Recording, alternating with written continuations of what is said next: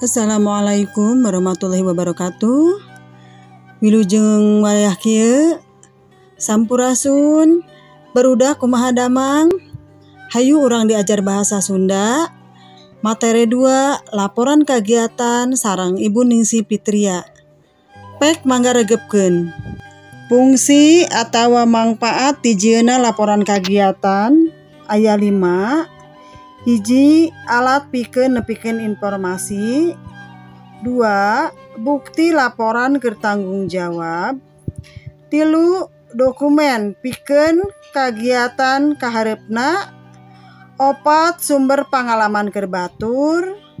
5, alat pikeun ngalakukeun pangawasan.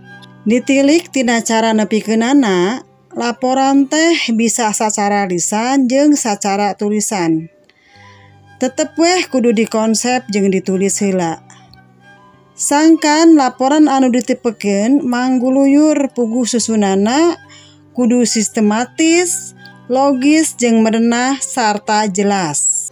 Laporan anu bener ngandung unsur 5W hiji H nyaeta what naon, why naha, who saha, where di mana, when iraha, how kumaha. Tahapan nyieun laporan kegiatan. Hiji, nangtukeun jejer laporan atawa tema. 2, nyieun rangkai. 3, ngumpulkeun bahan atanapi catatan. Contohna foto, dokumen jeung sajabana. 4, nyusun rangkai laporan kejadian. 5, ngedit kalawan merhatikeun eusi basana. Hatur nuhun manawi atau sarengse materi laporan kegiatan. Mugi manfaat, mangga diaos deui. Wilujeng wayah kieu.